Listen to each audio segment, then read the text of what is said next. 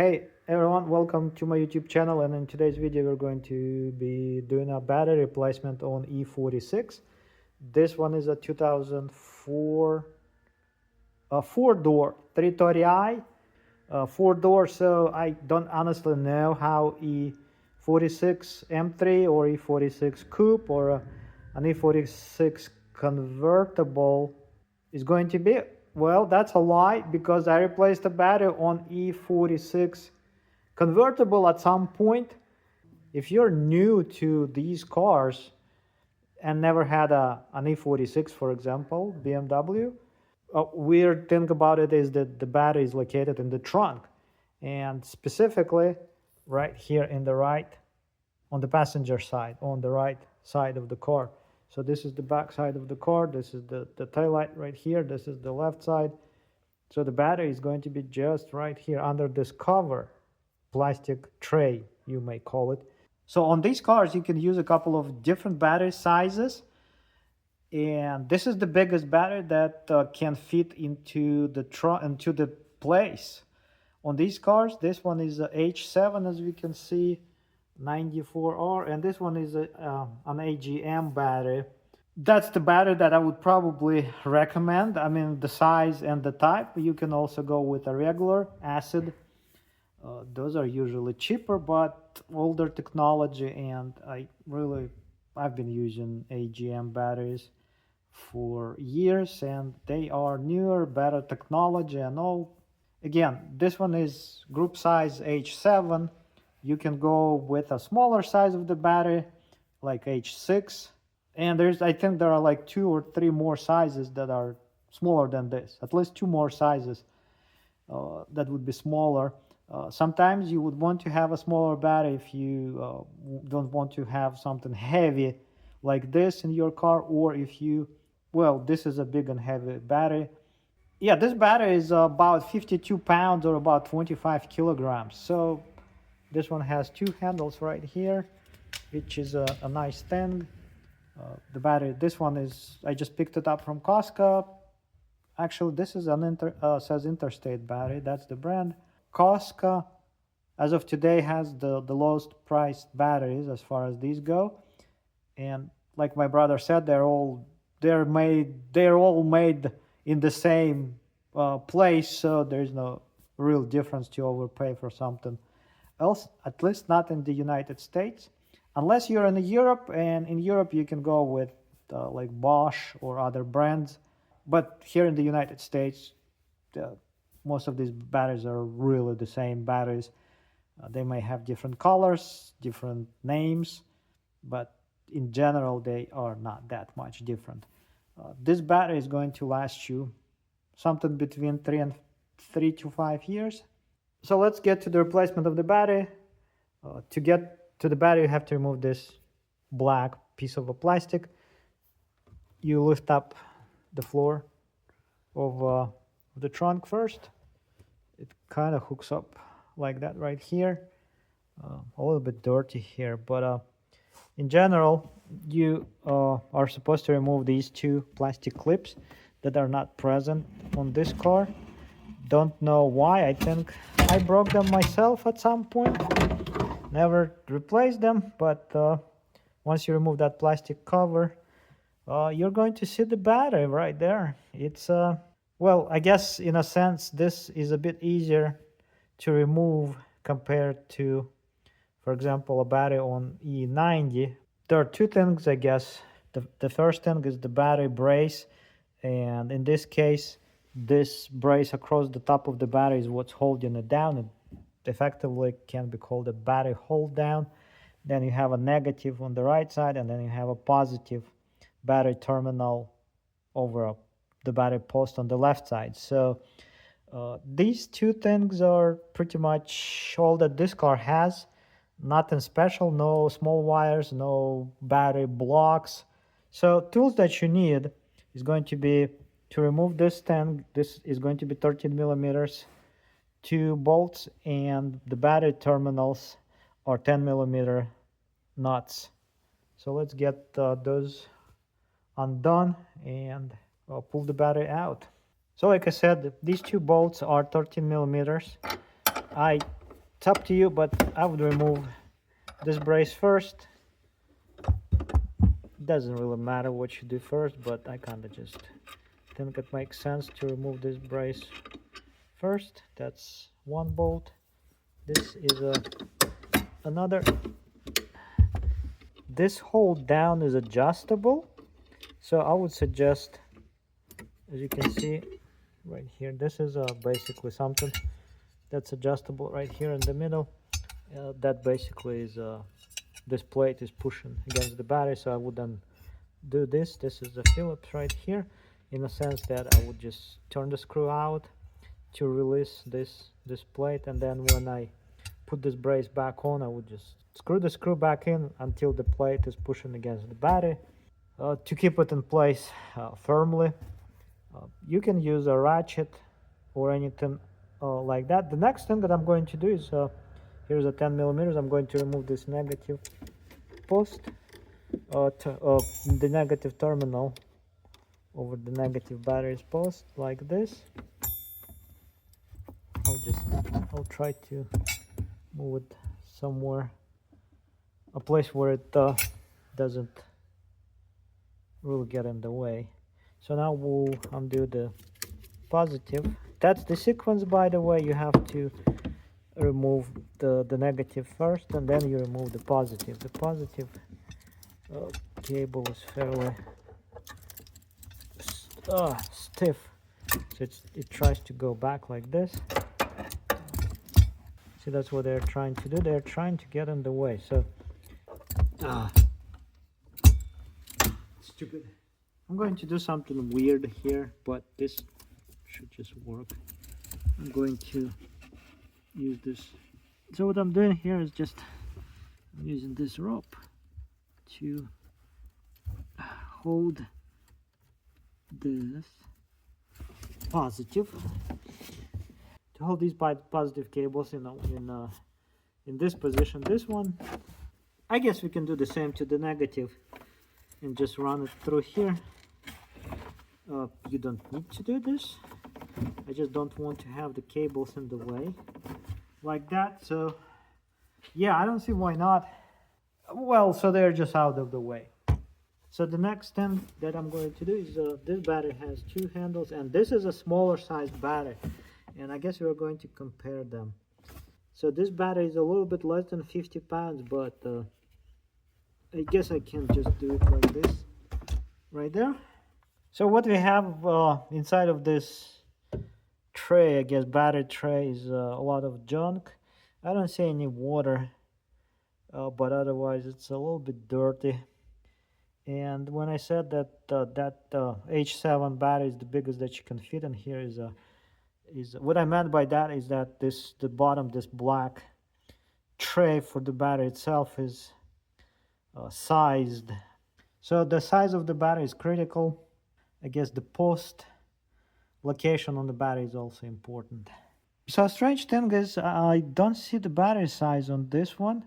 Oh, okay, this is a 48 PLT. So that's another way they kind of mark up or label the batteries. I think it's a size 47, 48, and 49. I think that H7 is 49, kind of corresponds to that.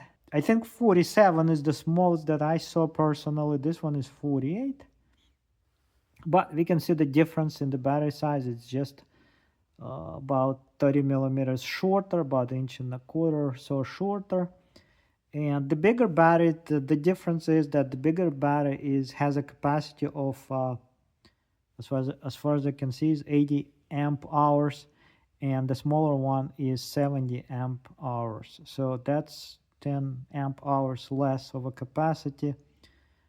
This one is also, the smaller one has a cranking current at 760 amps, and the bigger one is 850 amps. So that's the difference between these batteries, and let's put the new battery in. I of course advise to do the cleaning inside of that battery pocket, remove all the dirt, remove all the trash, remove everything, remove everything that you don't want to be there, and clean things up. So there is another thing that I should have mentioned, and this is the ventilation for the battery. There is this little gray tube that goes through the side of the car out. This is supposed to be hooked up to the side of your battery, but I actually don't see anything. Nothing is in here, and that tube is supposed to be hooking up to this hole. I don't know if that is used on these batteries at all. That may actually be something that was used on regular acid batteries, but as far as I can see, there is nothing here. The hole is not really plugged. There's no plug. Sometimes they are plugged, and sometimes they are provided with a fitting that is used to hook up the tube too. I have to check that out, double check that, but as far as I can see, there is no anything except for this hole here, and that tube has no fittings or anything, so I need to really figure out, look at the other car, see what's on that car, and if that's something that is missing, I will have to find the fitting and hook up that tube to this battery. So now it's time to put that new battery in, and that's the way it goes in. The terminals, the posts are going to be on the right side if you install the battery in this way. So you still can probably use one hand to put this in. I think I can. Yep. Just have to position it properly. And the battery is going to slide. I wonder if you can fit a bigger battery here. So the battery actually slides left and right. So I may actually be wrong. There may be a bigger battery that fits in here. That is a good question. Can you fit a bigger battery in here? I may actually be out of loop, and there probably is or maybe a chance to fit a bigger battery in here. What's bigger? H9? Is that something that is bigger? You should probably use some electric grease over the battery posts to prevent the corrosion, especially if you are somewhere where corrosion is a problem. I don't have to, because we don't really have a problem with corrosion here, and so things stay fairly clean for a long time. There you go. Make sure that the terminals are tight, or go as far down as you can. Put them down before making the locking nuts tight, and you don't have to go crazy over making these tight. To make sure that these terminals are sitting tight, just try to wiggle them around up and down, and that should be an indication if everything is tight. Now this brace goes on, and like I was saying, I'm going to do the adjustment right here. I'm going to put this bolt in here first. Phillips screwdriver. So let's undo this screw first until this plate is loose. Now I'm going to make, you can actually work this in the other way, but I'm going to do it like I always do. So now these bolts should be fairly tight. You don't want the battery to come out if anything happens to your car. But again, they don't have to be crazy tight. Now this plate is loose. I'm going to turn this screw clockwise and make this plate sit against the battery. You can do this the other way. You can release this bolt on this side, lift this brace a little bit, make the screw go in, and then tighten this bolt down. That will push the battery down. But that way you may actually, you're not really in control. You may over tighten it and squash the battery somewhat. And you have to remember the battery is plastic. with a screwdriver you can fairly easily control the tightness. And to check this, just try to move the battery around like this, and nothing really shifts. It shifts a little bit if I no, but that's pretty tight. I don't think it needs to be tighter than that. Besides, the battery is not really going to go anywhere but up. It just shouldn't really flop around inside of this pocket. That's the bottom line. So now you can put this cover back. It kind of goes in like this. It's supposed to. It should slide under like that under into this trunk lining or paneling, and then you have to install these two clips. I have to actually see what they are as far as part numbers go and actually buy them, because that's just too loose, although this trunk mat kind of holds it, and if you toss a pillow over it like this, that's even better. It's going to be soft and going to cover the battery and plastics and everything. That's one way to do it. I don't know, there's a pillow for some reason in the trunk of this car. Otherwise everything is really clean in here. This thing is really nice and clean here. That should be it. That's the replacement. That's the replacement of the battery on this car. E46 battery replacement.